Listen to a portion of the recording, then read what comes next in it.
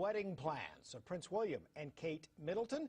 Joining us, Rafal Heydel-Mankoo. He is editor of Burke's Peerage and Gentry. Sir, the stuff we haven't been told, of course, has everybody very excited, like where, when, how big and glitzy. Do you have any insight into this? No, well, those are the questions that we're all dying to know. The bookies have chosen August the 13th as their favourite date, with odds of 3-1, this despite the fact that it's largely felt that it'll be in spring 2011 that the wedding will take place. Where it will be taking place, we don't know. St Paul's Cathedral, obviously, or Westminster Abbey. The Prince of Wales, the father of Prince William, was the first person to take a wedding to St Paul's Cathedral. They're always usually in Westminster Abbey. Designers of dresses, I mean, Kate Middleton has always worn one particular Brazilian designer, Daniela Aiza, but I think there'll be quite a lot of pressure on her to choose a British designer for this wedding, given the attention that it'll get from around the world. As for the wedding ring, well, we always know what happens with the wedding ring. It's always hewn from a piece of bright Welsh gold. So it's the engagement ring which will have most people intrigued, and details on that will be forthcoming today. The royal couple will be giving their first interview today, which will be broadcast this evening here in London. You know, it's interesting because being such public figures, they obviously, in part, lose control of the process. Once they've committed to a wedding, there are so many pressures on them to put on a show, as it were. But from what we know of them, they both seem to be very down-to-earth, reasonable people, and maybe a big glitzy wedding isn't the kind of wedding they would pick first. Prince William is going to be very much involved in this wedding, and I think you're going to see an effort made to try to streamline this a bit. And so you won't, I don't think, have a ceremony anywhere near the states of national eruption that we saw for the wedding of his parents.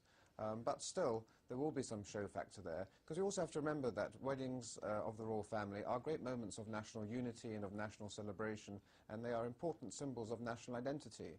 And the wedding of the Prince of Wales and Diana came at a time of great economic instability in 1981, and it helped to unite the nation and give it a good feeling and a feel-good factor. And in 1947, when the Queen, then Princess Elizabeth, married the Duke of Edinburgh, Prince Philip, Britain had just come out of the Second World War, and there was rationing, and it was an austere Britain.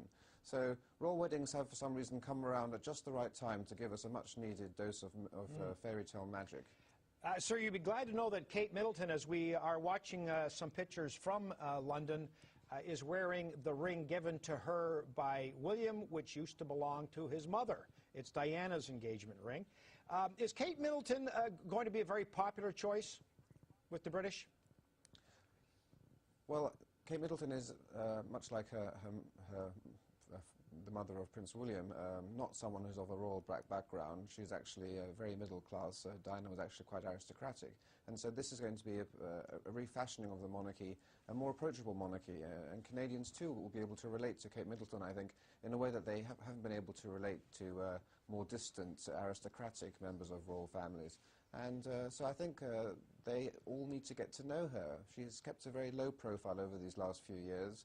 The first interview with Kate Middleton will be broadcast today, and this is an occasion now for Prince William to show his future bride to his people, to introduce them, and to start to forge a relationship. And this is the couple that at some point in time is, barring some catastrophe, will be the King and Queen of England.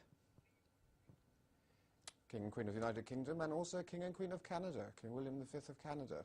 You must remember, you know, Canada made Prince William on the world stage. The famous footage of him in his Roots Canada outfit out west several years ago was the start of World's Mania.